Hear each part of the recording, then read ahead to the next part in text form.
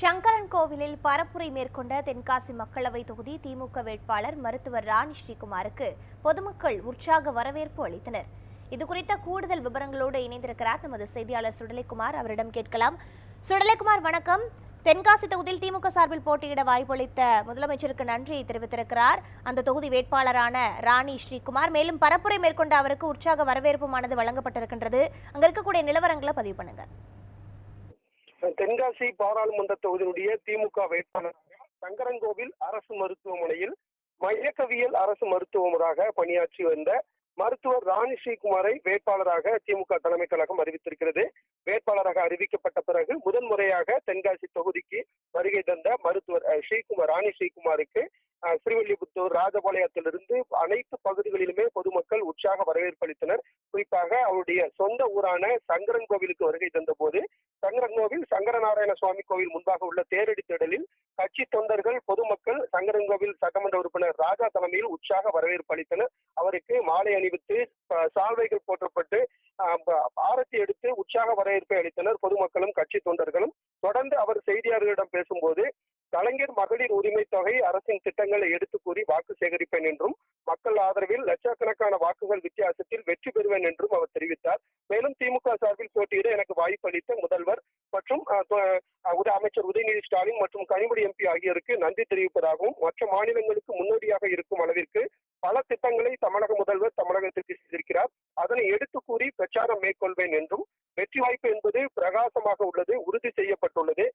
தென்காசி தொகுதியில் உள்ள அனைத்து பிரச்சனைகளுக்கும் தீர்வு காண்பதற்கு நடவடிக்கை எடுப்பேன். குறிப்பாக விவசாயிகள் முக்கிய பிரச்சனையாக இருக்கக்கூடிய செண்பகவல்லி அணைக்கட்டு பிரச்சனையை தீர்த்து வைப்பேன். அது மட்டுமின்றி தொகுதி மக்களின் குரலாக பாராளுமன்றத்தில் நிச்சயமாக என்னுடைய குரல் ஒலிக்கும் என்றும் அவர் தெரிவித்திருக்கிறார்.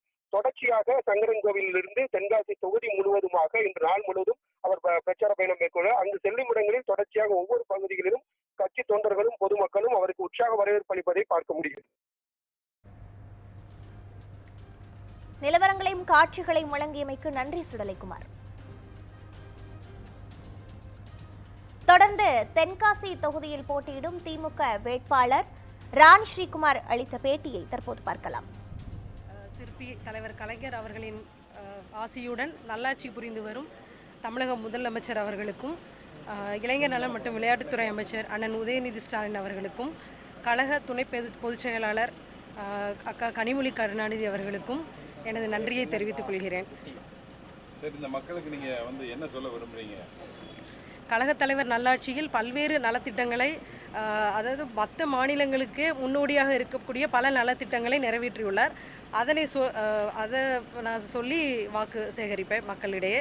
மேலும் மகளிருக்கு நிறைய நலத்திட்டங்களும் செய்துள்ளார். மகளிர் வாக்கு நம்ம தொகுதியில் அதிகம்ன்றதுனால மகளிர் திட்டங்களை சொல்லி நான் வாக்கு சேகரிப்பேன். 3 அணி தேர்தலை சந்திக்குது. வெற்றி வாய்ப்பு உங்களுக்கு எப்படி இருக்கும்? வெற்றி வாய்ப்பு பிரகாசமா இருக்கு. வெற்றி என்பது உறுதி செய்யப்பட்டுள்ளது. கடந்த 50 ஆண்டு காலமா செண்பகவல்லியான பிரச்சனை இருந்துகிட்டே இருக்கு. கடந்த முறை தனுஷ்குமார் எம்பி ஜெயிச்சு போய் இதுவரைக்கும் அது குறித்து ஒரு தீர்வு எடுக்கல. நீங்க ஜெயிச்சு போன பிறகு இந்த செண்பகவல்லி அணையை சீரமைக்கிறதுக்கு உண்டான நடவடிக்கை எடுக்கப்படுமா? அதுக்கு உண்டானது என்னன்னு சொல்லுங்க.